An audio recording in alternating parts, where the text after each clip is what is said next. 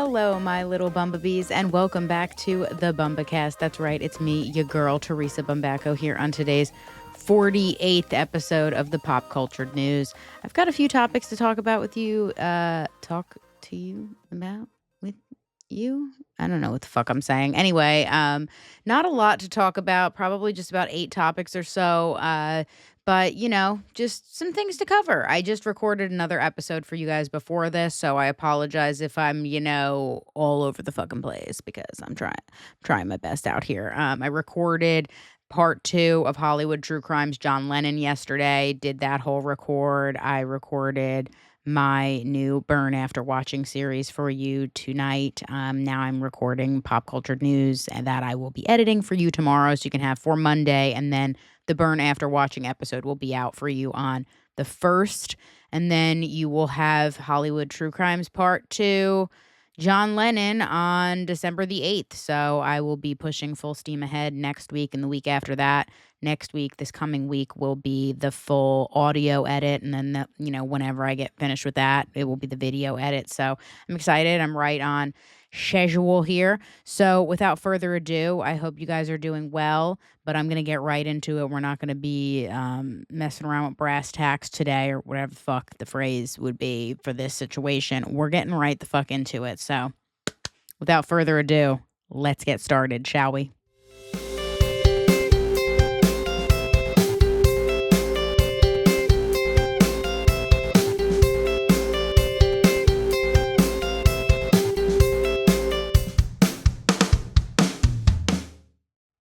All right, first up on the docket today, we're going to be talking about Candace Owens really quick. You guys, have you heard about this? Well, if you haven't, let me go ahead and give you just a brief description of what's going on. So Candace Owens has been nonstop, tirelessly, day and night, whenever she does her podcast series live on YouTube, and then you can go back and watch the videos afterward, after she's finished recording the live and everything, trying to figure out what exactly happened during the Charlie Kirk assassination. So obviously the FBI is trying to say there was one lone person that did this, nobody else, blah, blah, blah, blah, blah, blah, blah, blah, blah. So Candace Owens obviously doesn't believe that. Candace Owens gets a lot of tips and information and a lot of videos and photo evidence and has a lot of text message proof and phone call proof and, audio recordings, all these things to back up what she's saying. So I don't ever, question it. I don't care how outlandish or far-fetched it usually sounds when it comes to Candace. I believe whatever she's saying because like we've seen, she was alleging for a long time that Emmanuel Macron, the president or whatever the hell it's supposed to be of France, is married to this woman named Brigitte. And Candace has been alleging for a long time that Brigitte is a man. And people are like, oh, that's so fucked up. Why would you say that? Like, even if, she's a trans woman or whatever the hell, like, that's fine if she's a trans woman or whatever, but why not say? Aren't they supposed to be liberal or something? If you're a trans woman, just say you're a trans woman. I don't get it. So Candace has been alleging this for a long time, saying Brigitte Macron is a man. So now that the Macrons are suing Candace, it came out a few weeks after that, not even that. Turns out on Brigitte Macron's tax records with France, list her as a man. What the hell? So basically, this lawsuit that they've filed against Candace is completely, it's done. Like, it's not going to go anywhere. Like, I mean, I don't even know what's going to happen with it. I don't know any updates, about it or whatever. So don't quote me on this. But, like, how can it be pursued at this point when the tax records are showing Candace Owens is right in what she's saying? You don't like what she's saying because you don't want it to get out because you're hiding it for whatever reason. That's one thing. But she's not wrong. So anyway, whatever. Think what you want to think. I don't care. So Candace Owens has been calling this out for a while. Last week on her podcast, she was talking about MK Ultra, and she was talking about the 60s and acid and Lou Taylor and the Kardashians and Ye and mind control and all these things, okay? And hitting the nail on the head with fucking everything she's saying, how celebrities are under control to do things. They can only do the things they are told they can do, and if they do things they can't do, then they get punished for it, and all these things or whatever. And she's not wrong, allegedly. And she makes this episode. She's been on about the Charlie Kirk stuff. She puts out this new episode about Charlie Kirk's assassination investigation that she was given a tip about regarding a license plate that was seen and linked to the license plate of the car that's tied to the private jet that has something to do with Egypt and Charlie Kirk and something named Valhalla. Scary. Valhalla is apparently some kind of sniper training seminar thing, from what I gathered from the quick, watch through of Candace's episode that I watched today, just to kind of talk about this a little bit. And Kash Patel, apparently, of the FBI, not even apparently, there's a video of it, of him saying, Charlie, we got you, or whatever. Maybe not exactly that, but it's we'll meet you in Valhalla. And we can read the details of that here. And by details, I mean, this is what the public was told about what they were training for, okay? So this is on the Minot Air Force Base website. It says Operation Valhalla Strike was a week-long training where the 891st Squadron from Minot Air Force Base, North Dakota, traveled to Camp Ripley Training Center in Minnesota, August 24th, 29th, 2025. The advanced training focused on air-based ground defense and nuclear security tactics, the bread and butter of the squadron's mission. The training, called Operation Valhalla Strike, allowed the unit to complete requirements not possible at the Minot Air Force Base, including full-distance live fire exercises. Camp Ripley provided full-distance firing ranges, which allowed defenders to hone their rifle marksmanship and machine gun proficiency, exceeding the capabilities of standard Air Force 25-meter training ranges. Okay, the squadron of more than 250 dedicated airmen and civilians supporting the 91st Missile Wing's global deterrence mission by defending the United States with the world's premier combat-ready intercontinental ballistic missile force. Okay, cool.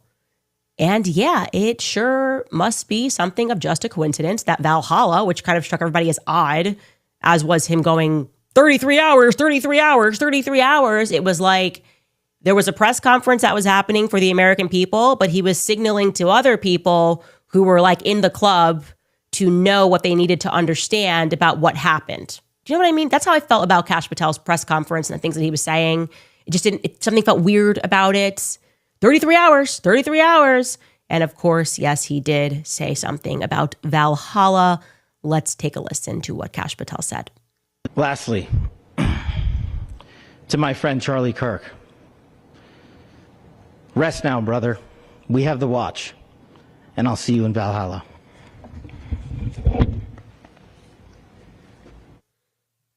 Probably just a coincidence, you guys, that this operation also fits just so neatly into our timeline. And it's on record that this is some kind of Air Force, military sniper operation named Valhalla. So I don't know what the fuck is going on. So it's spooky. I definitely am a few episodes behind on her Charlie Kirk assassination, investigation videos and everything like that. So I would have to sit down and really watch everything to truly tell you exactly what's going on. But all I know is that Candace put this fucking video out. And then at the end of the video, I'll put a clip of it in here. She put at the end of the video, if you're in the book club, we'll see you at this. But for everybody else, we'll see you on Monday. Oh, no, wait. No, we won't. And at first, you would think maybe, she means for the Thanksgiving, week, she's not going to be in office. She's not going to be putting out a video. She's not going to be on live, whatever. That could be fine. And that could be what she means. But she puts out this fucking statement today on Facebook, really early in the morning. And it's really weird. So I'm going to go ahead and just read it to you really quick. I'm going to put it up on the screen as well. So I'm going to read it to you. My hair. Read it to you from my phone. This is from Candace Owens' Facebook. Urgent. 2 days ago, I was contacted by a high-ranking employee of the French government. After determining this person's position and proximity to the French couple, I have deemed the information they gave me to be credible enough to share publicly in the event that something happens. In short, this person claims that the Macrons have executed upon and paid for my assassination. Yes, you read that correctly. More specifically, that the green light was given to a small team of national gendarmerie, whatever the hell it is, intervention group. I am told there is one Israeli that is in on this assassination squad, and the plans were formalized. Again, this person provided concrete proof that they are well placed within the French government apparatus. Further to this point, this person claims that Charlie Kirk's assassin trained with the French Legion 13th Brigade with multi-state involvement. Journalist Xavier Poussard's life is also at risk. This is deadly serious. The head of state of France apparently wants us both dead and has authorized professional units to carry this out.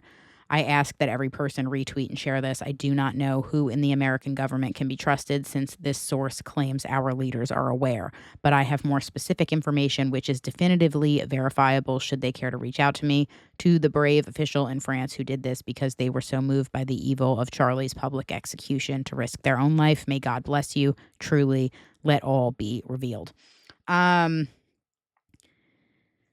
Candace Owens is now coming with receipts that the Macrons are trying to have her assassinated.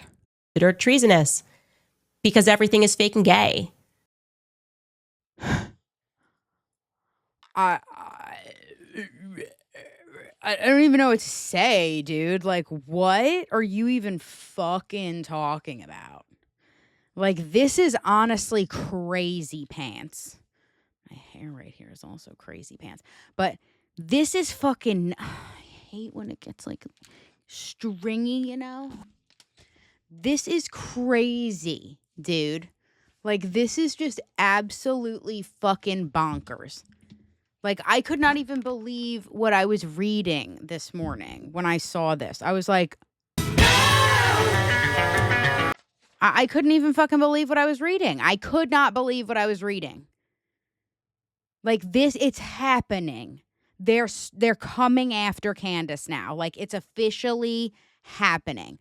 The ugly truth that we have been scared about for quite some time now. If you're alive and aware and, you know, coherent out there, this is something that you've been scared about.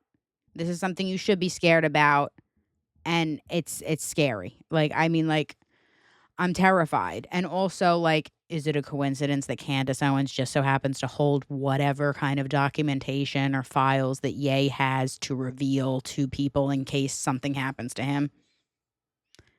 It's all connected, dude. What did I tell you? What did I tell you on the last episode? It's all fucking connected. So believe what you want. Think what you want. You know, you don't have to believe what I'm alleging. You don't have to believe Candace. But, you know, I mean, like, something ain't stirring the Kool-Aid, brother. So wake the fuck up. Something weird's going on here. So before they fucking just completely shut my video down, let's go on to the next topic here. So I hope Candace stays safe out there. I hope she stays vigilant against the truth. I know she will, most likely. But I also hope at the end of the day she takes care of herself and her family, because that's the most important thing. Because, you know, we got to pursue the truth and we got to put it out there. But at the end of the day, we can't do it alone. So good luck, Candace. The rest of you, we'll see you on Monday. Oh, wait, no, we won't. Just all right. Next up on the docket is a little tricky subject because this is completely unverified information. Nothing is solid. There's been no, like, solid video or photo evidence of this taking place. But I felt that it's being talked about enough online that I feel I need to address it just in case there is something going on. Because typically in cases like this, in situations like this, where there's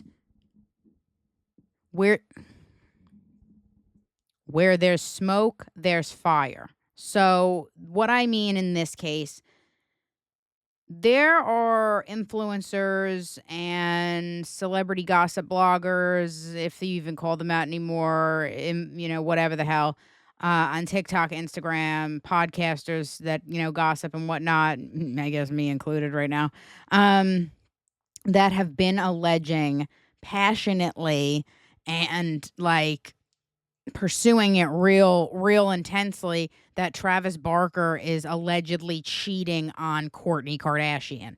So, um I don't know if this is true. I don't know if there's like anything to this. But apparently the streets are saying, namely like people online on TikTok and whatnot, are saying that Travis is cheating on Kourtney. A lot of these things that I read in, just quick, brief, like celebrity blogger synopsis, rundowns of whatever's being alleged, basically all say the same thing. Like it's just like a collection of posts from years ago of like clips from Shanna Mokler, like his ex-wife, that he has, his other kids with, Landon in Alabama or whatever, about her talking about his cheating. Apparently he made out with Paris Hilton when they were married. He was like, texting bitches, like, I mean, who knows, whatever, but like it's basically just a lot of that. I saw like a video that was put together on TikTok and they kept using this like clip of him making out. It looked like him in a really dark room making out with someone that didn't really look like Kourtney, but like I don't even know if they were trying to say that that was Travis or not. Like it just and like I don't even want to like perpetuate that on here or whatever. I don't even want to put it up and be like they're saying this is Travis, cuz like they didn't really say if they were saying that's what they were alleging or whatever. It's one thing if they're like alleging it or whatever, be like people are saying this is, but they didn't even say that. I didn't even see it. So realistically, is there anything to this rumor? No, but there's a rumor going around that people are really passionately going after, saying that Travis is cheating on Kourtney with someone who's seemingly around the same age as like Alabama, who's like in the 19-year-old like age range. And like all I'm saying is I fucking hope not. Like, I mean, not like, I hope good things to happen to, the Kardashians, but like I just fucking hope not. Like, I mean, do we wish any man, any grown ass man out there to be dating someone that young at his age? No, we should not be wishing for that, even if it's like, something that we can use to stick it to a Kardashian or something like that. Like, I don't think we should be wishing for those things. So I don't know if it's true. The streets are saying, we'll see what happens. Like, I don't know. I haven't seen anything other than just like allegations on TikTok, people putting edits together, this, that, and the other thing. So, who knows? But I mean, like I said, where there's smoke, there's fire. I mean, it could be something as stupid as like Travis was like, I don't know, like at a fucking concert or a show or something like that. And Alabama was there with a friend, and the friend and Travis were like standing next to each other for like a second too long by themselves, and like a rumor started circulating around. Like this is kind of like how these things start and like go around when you're in the public eye and you're a celebrity or you have status or something like that. I mean, like it's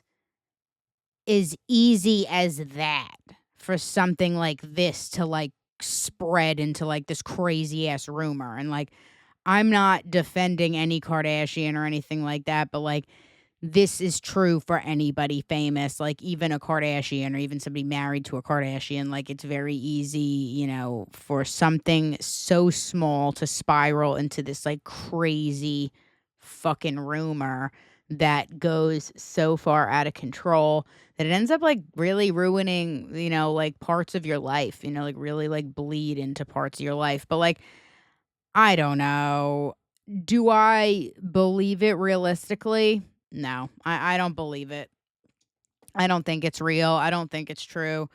Just for the simple fact that like they're doing dirty, nasty things to each other in the bedroom. Like, where else could Travis Barker be going to get that kind of like, bedroom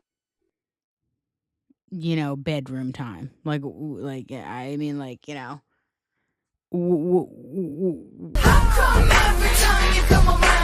where's he going? Where's he going for like better? I don't think he's. I think he's all right. Like I think he's good to go. I don't think he needs to go elsewhere. I think he's fine. I mean, men be cheating just to cheat, so you never know. But I mean, at the same time, it's like I think he's fine. I don't think he's doing anything wrong. So I'm gonna give him the BOTD, the benefit of the doubt, and we're gonna keep it pushing. So yeah, TB. From one TB to another TB. Don't cheat. Don't cheat, TB. Okay, next up on the docket, we're going to be talking about Gwyneth Paltrow really quick. I feel like I've been talking about her a lot lately for whatever reason. She must be like up to something or like promoting something. Oh yeah, she's in that new Marty Supreme movie. That's right. Sorry, fucking space for a second. Anyway, so Gwyneth Paltrow. Here she go. Trying to be all relatable, trying to get people to understand where she's coming from. Girl, I don't fucking relate to you. I don't relate to you and your weird goop shit. Okay, so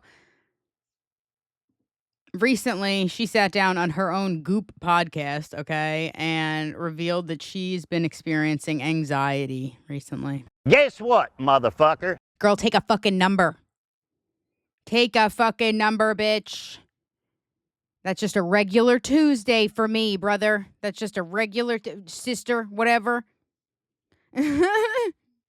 Sister, that's just a regular Tuesday for me, sister. So in this podcast episode, she's quoted saying, "I'd like to be more intentional about how I spend my time. I think I have a bit of ADD and I can really sort of get pulled in lots of different directions. I would love to try to not do that so much and feel more grounded throughout the day." I love that People Magazine went out of their way to correct her, though, and said ADD is an outdated term for ADHD, a mental health condition that requires a medical diagnosis and includes a combination of persistent problems such as difficulty paying attention, hyperactivity, and impulsive behavior, according to the Mayo Clinic. The Goop founder added that she could get a bad work email and really take it like it's a slap in the face. Bitch, please die. So I would really like to rewire myself so that my medium or bad news doesn't feel so terrible. Paltrow went on to share that she believes her nervous system has been affected by the criticism she's faced in the spotlight. "I've lived a very intense life in the public eye for a really, really long time. And so I think whenever we're at the mercy of people's opinions and all the energy behind the opinions, I'm very sensitive, as most of us are. So I feel that, and it kind of frays my nervous system. I think also my hormonal phase of life, I have a lot of anxiety for the very first time in life, which is just a symptom of hormonal changes. I think it's an estrogen dominance thing. It makes you really anxious." So she's trying to be like, "Listen, I've got so much estrogen out here. I'm fucking anxious, baby." I don't think that's how that works, girl. I don't think that's how that works. I'm going to go ahead and say that's probably not how that works to the maker of the vagina scented candle. What is this, honey? So part of it is physiological, part of it is psychological, part of it's emotional, and part of it's public life. Okay, bitch. She goes on to say the past couple of years hit her so hard, but I know there's something wrong because my cortisol, like I'll get in bed exhausted and my heart will start to race, and then I'll have intrusive thoughts, which I've never had in my life ever. My sleep is pretty okay, but sometimes I wake up first thing in the morning and I'm filled with dread. Girl, get over it. Welcome to fucking real life. I guess life is fucking kicking her in the ass these days, but it's never been who I am, so there's a lot of parts to it, but definitely there's a big nervous system component. Paltrow said that she's working on her challenges with 2 therapists, one of whom is a nervous system specialist. So, well, it looks like you're going to be fine, girl. You're going to use your, billions of dollars or whatever it is you have from selling vagina scented candles or like overpriced food in the Goop kitchen or whatever the fuck in LA, that people buy into, whatever, because it ain't shallow how money keeping you afloat. We know that. So, whatever. I think you'll be okay. I think you'll be all right. You know, get some Xanax or something. You can afford it. You can go get a PCP. You have a PCP. You got a fucking nervous system specialist. I didn't even know that was a thing to like help manage your stress. I didn't know nervous system specialists happened to help manage your stress. I thought there was like behavioral therapists or specialists or whatever the hell for like once the therapy don't work anymore and talk therapy is useless. You got to figure out how to address the emotions head on and like how to react to them in the future, like that kind of shit. But like the nervous system specialist, never heard of that before in my life for like tracking stress and alleviating stress like in my life. So that's some rich people shit I've never heard of, some rich people shit I can't relate to. And I mean, I would like to relate to it, don't get me wrong. I'm not even fucking hating because she's rich. I'm hating because I don't have access to that. I mean, that's what it's all about, right? I mean, we don't really like hate rich people unless they're like really evil. The only reason we inherently want to hate rich people by nature and in a generalized way is because they have more access to shit and can live more comfortably and happily and healthily than we do and can. That's what it boils down to. I think everybody should, I think everybody should be a millionaire. I think that's what it should all be. I think we should all start over. I think everybody should be given $1 million and then we go from there. And I don't care economically what that means. I don't care what it does to the dollar. Money's not real. Money's not fucking real to begin with, okay? Let's be honest here.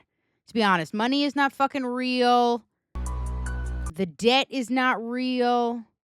I've said this so many fucking times over the years. Who do we owe this debt to from the United States Treasury? Who do we owe this debt to exactly? Who do we owe this debt to? The fucking Decepticons?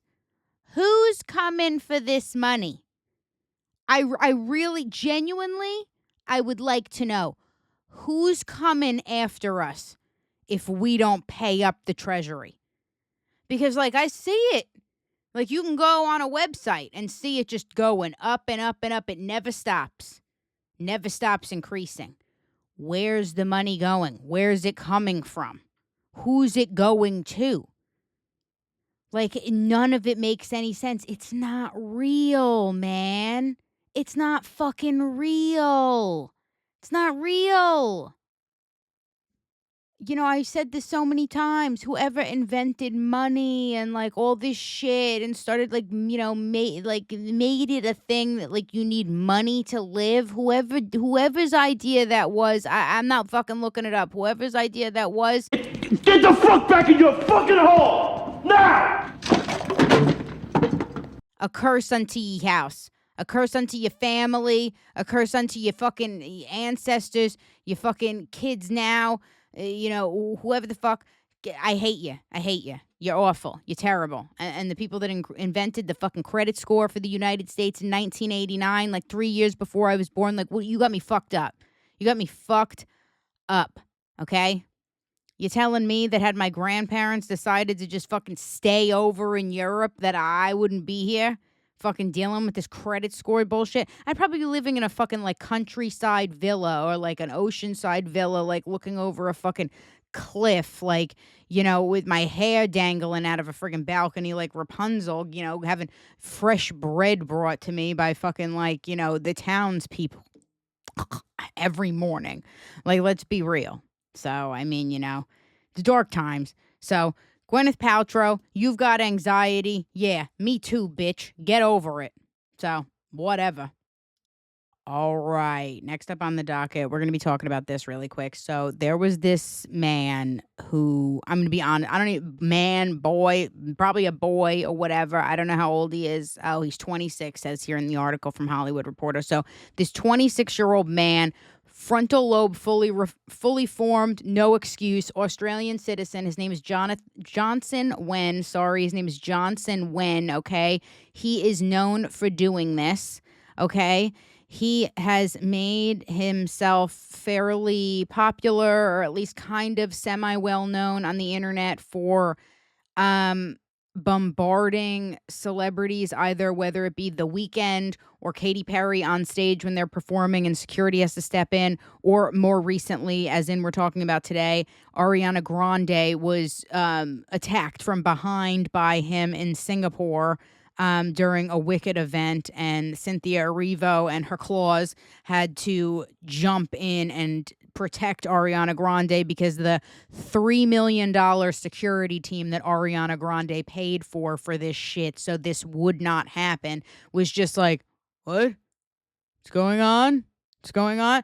Like, Hey, I'll kick your ass, I'll tell you what. you got me fucked up. I'll be hiring ex-Navy SEALs. This will not be a joke.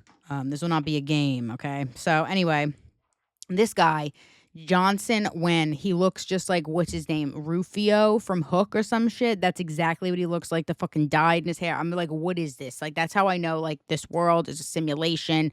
What is going on? Why does this guy look like Rufio from fucking Hook? So anyway, so this guy attacked Ariana Grande on a red carpet. He's been sentenced to 9 days in prison. Not just jail, prison. Because he did this in fucking Singapore. So, like, they're not messing around. So, anyway, the man who was caught on camera grabbing Ariana Grande at Singapore's Wicked for Good premiere has been sentenced to 9 days in prison. He was seen running up to the star as she was walking hand in hand with fellow cast members Cynthia Erivo, Michelle Yeoh, and Jeff Goldblum on the red carpet this past Thursday. As he threw his arms around Grande's neck, Erivo jumped into action and fought him off with help from security, barely. The footage went viral on social media and swiftly prompted outrage as a visibly shocked Grande was comforted by her co-stars. Wen has a history, like I said, of jumping the barriers and storming stars at public events. He calls himself the troll most hated. Who is Hunky Dory? You're not Spencer Pratt. This is not cute. This is not cute. Spencer Pratt wouldn't be attacking people. So it's different to be like a troll or like a hater or like the most hated like person on social media or like reality TV. This is different. You're attacking people. You're invading their space. You're a demon. He calls himself this troll most hated on Instagram.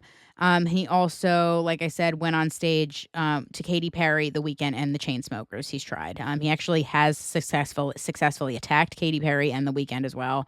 On Monday, BBC News reported that a Singaporean court sentenced him to the 9 days in prison. The court heard he had attempted to intrude on the premiere twice, including an attempt after he ran at Grande. And then he was pinned to the floor by security. He was arrested the next day and charged with public nuisance and later pled guilty. Wen told a judge in the court that he would not do it again. Grande has not publicly commented on the situation, though. Fans did go on to note, and reiterate over and over again that the event could have been super triggering for Ariana Grande because there was that 2017 terrorist attack at one of her concerts in Manchester, England, and it ended up killing 22 of the attendees at her concert. So obviously she's like suffered PTSD from this shit. So like, I mean, don't be running up on fucking people, period. Let alone like a celebrity that's been through some shit like this or like whatever. And like just in general, like, you shouldn't do it because you should assume people have been, honestly, go into life thinking people have been through so much shit that you have to treat them like a fragile person until you really know them. Like, honestly, because like you got no right doing shit like that or entering people's space. Like I remember one year I was at Coachella and I was like walking out of the festival one night and I was like with somebody that I was friends with at the time.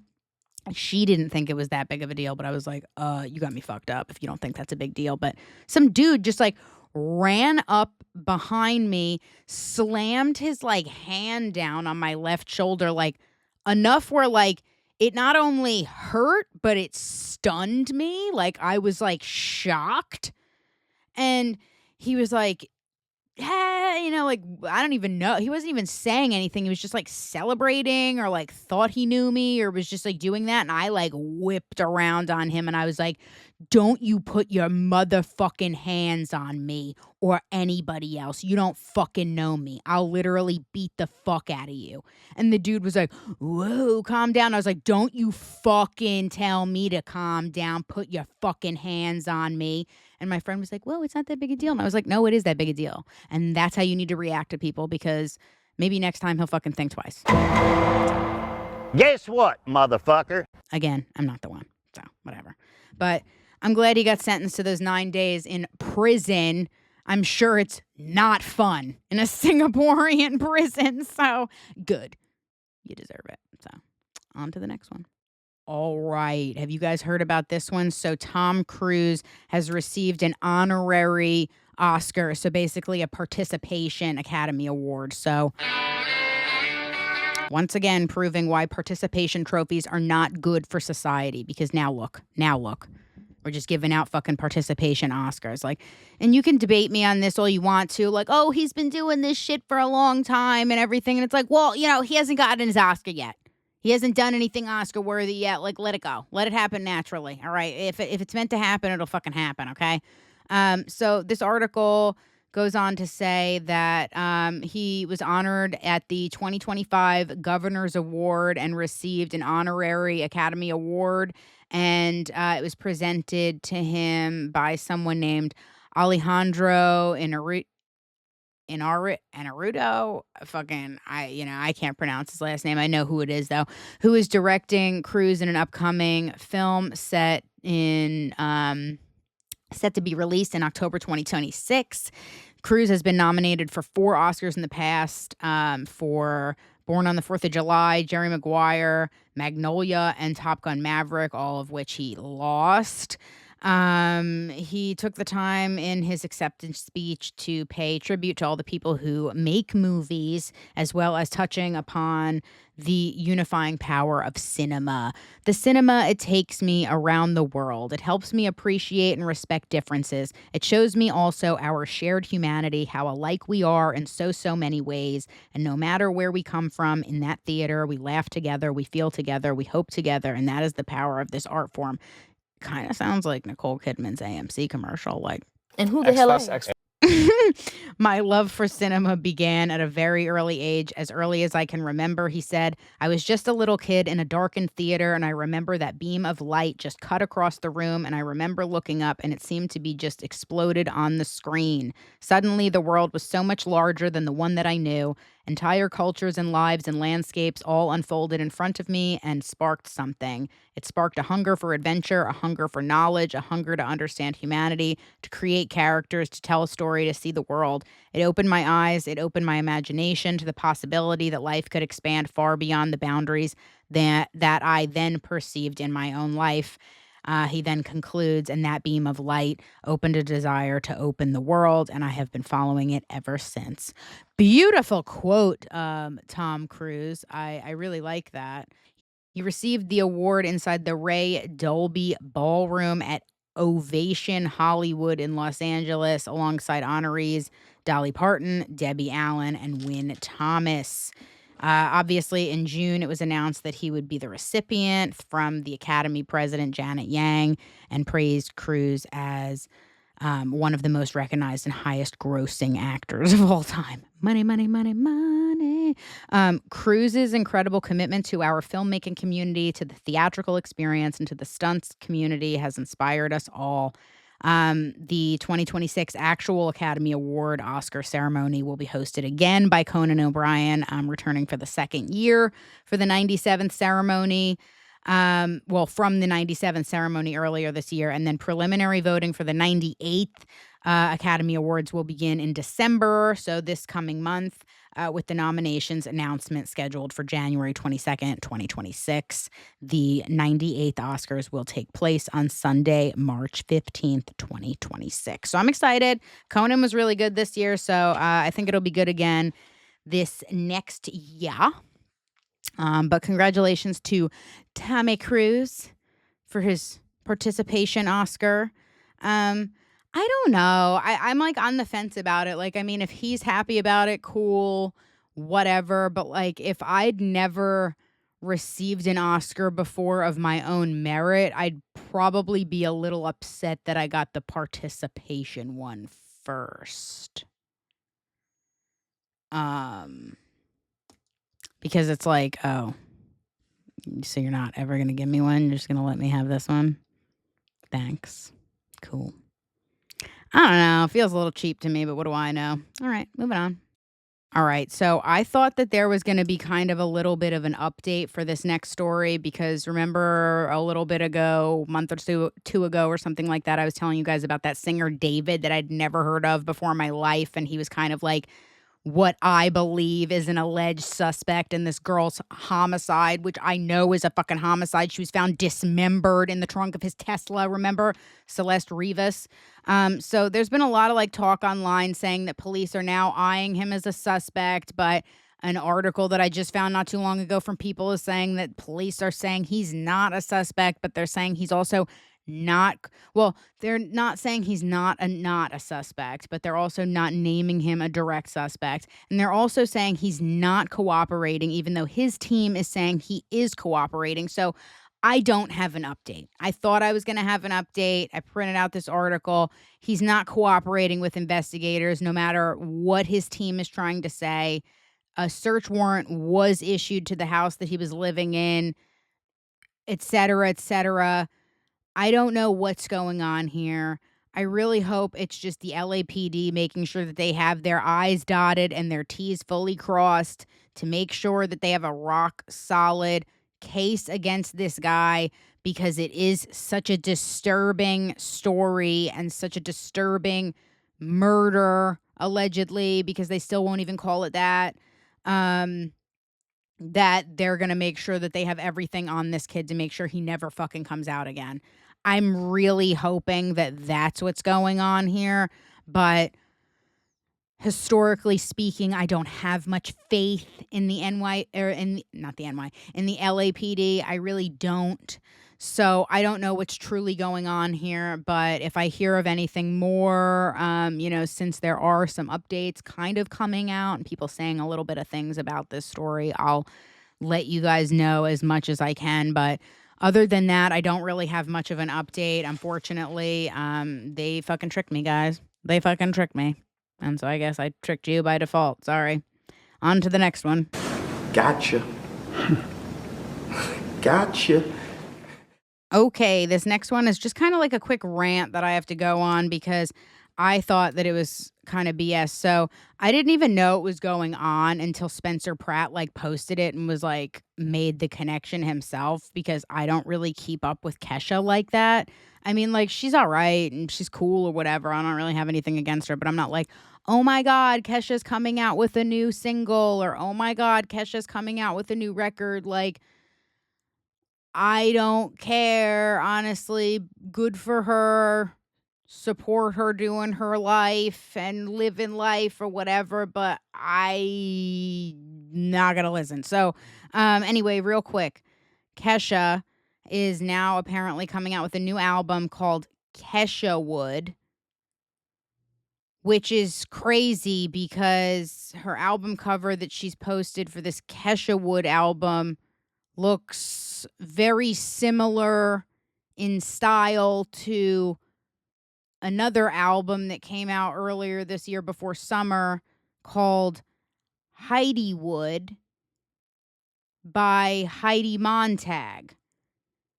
What the hell? What the hell? So, yeah, like, I'm going to go ahead and just say that this is a ripoff. I don't know why Kesha would do this. It's not like Kesha wouldn't know that Heidi Wood was a thing this year. It's not like Heidi Montag has been putting out music and been kind of under the radar and like a niche fan base, which kind of she is now, but not under the radar. But, if everything hadn't gone down earlier this year in January with the Palisades and their home burning down, Heidi wouldn't have been as publicized for this album release as she was. So there's no way that you can really convince me that Kesha was not aware of Heidi Wood. And that no one on her team said anything to her, which leads me to believe it was a ripoff. She knew what she was doing, and now she's trying to like steal some of Heidi's swag because she kind of liked it, and she thinks that because she's Kesha, she can kind of take it and make it her own, and it'll be bigger for her. Allegedly, that's what I believe. So I don't really fuck with that. I don't like seeing stuff like that. It's kind of like the same thing where like if I see a creator or a poster or whatever you want to say, somebody on Threads, they make a post, they make a thing on Instagram or something like that, and I've seen the post before and they're just like copy and pasting a post to like go viral again for themselves.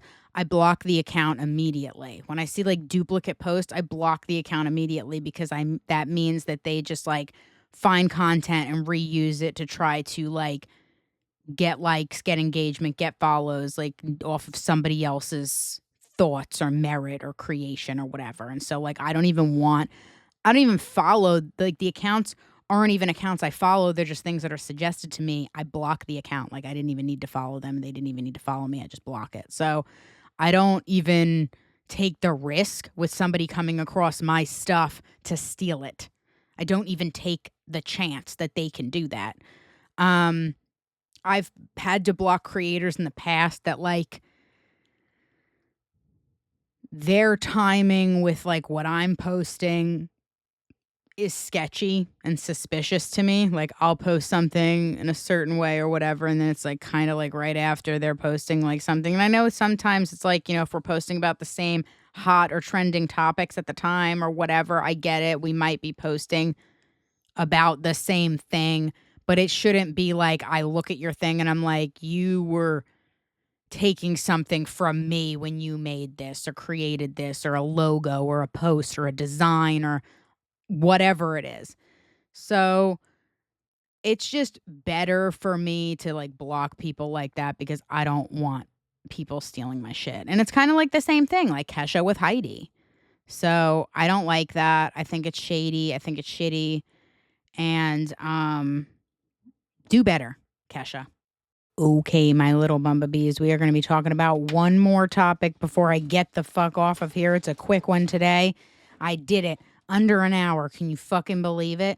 But I'll make up for it for you guys next week because I have that burn after watching and everything that'll be out for you on Monday. And then Hollywood True Crimes, John Lennon. So stay tuned for that on Patreon. So last topic of the day, we're going to be talking about Disney World again. Remember when I talked about this about a month or so ago? Disneyland or Disney World has been having all kinds of crazy, mysterious deaths. Well, they had about 4 within, a few weeks, a month time frame. Well, we've got a 5th. The Orange County Medical Examiner's Office confirmed to Entertainment Weekly a death on November 8th at Disney's Saratoga Springs Resort and Spa. 5 Disney World guests have now died in the span of 1 month. Though neither the individual's identity nor the cause of death has been disclosed, Joshua, Stephanie, Orange, and Osceola,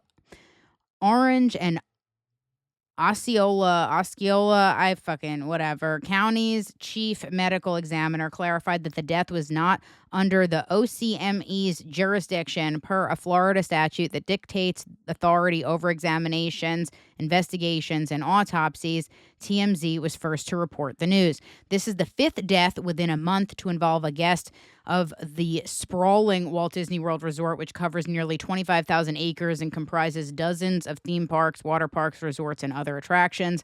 Walt Disney World still has not commented. On October 16th, like we said earlier in the podcast Pop Culture News segments, a guest at the Contemporary Hotel near Magic Kingdom was found dead. Within a week, 2 more guests died on October 21st. Another guest died 2 days later. Most recently, a woman in her 40s died at a hospital after being transported from Disney World. A cause for the November 2nd death has not been disclosed, although authorities say no foul play was discovered.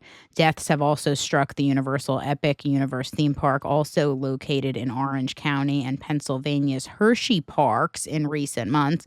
Kevin Rodriguez Zavala, 32, died from multiple blunt impact injuries after riding Universal's new Stardust Racers roller coaster in September, and a 9-year-old child died in July inside Hershey Park's water-centric boardwalk area after coordinated life-saving efforts by lifeguards. Jesus. The International Association of Amusement Parks and Attractions notes that the chance of being seriously injured on a fixed site ride at a U.S. amusement park is 1 in 15.5 million rides taken. Well, I wonder what the stat is now on what your chances are of dying if you stay at a Walt Disney World resort. Gotta be higher than 1 in 15.5 million. I'll go ahead and allegedly say that. Because what's going on over there? I really don't get it. I think it's fucking gnarly that there's like that many deaths at Walt Disney World. No one's talking about it. Walt Disney World's not commenting on it. You know, are they busy like paying off the families? Are the families even talking to the news about this? Like, I think it's kind of crazy. Not even just kind of. I think it's totally batshit insane. And no one's even talking about this. It's like TMZ has to report on it, then someone else has to talk about it, then I kind of have to hear from it from like a local news source, and it's not even like major media. It's like, you know, what goes on? So I don't know. Like I said, I'll keep you as updated as I can because, you know, I mean, these stories, they just keep getting crazier. I feel like they just like keep getting more wild, no explanations given, and, you know, I still don't know what to tell you. So, yeah, is what it is, I guess.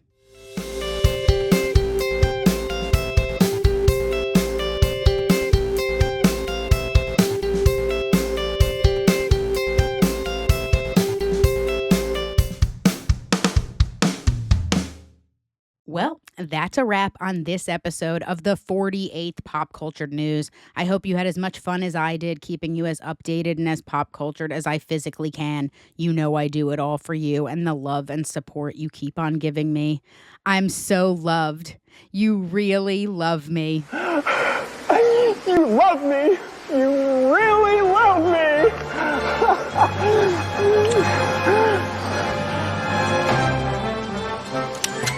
I'm so grateful. Keep on spreading the good word and don't forget to turn on your automatic downloads wherever you get your podcasts. And if you're not following me on social media, what's your damage? That's at Bumba.cast for Instagram, Threads, and TikTok, as well as Hollywood True Crimes for Patreon at the Bumba.cast pod, as well as right here if you're watching on YouTube at the Bumba.cast pod. So, until next time, I'll see you soon, my little Bumbabees.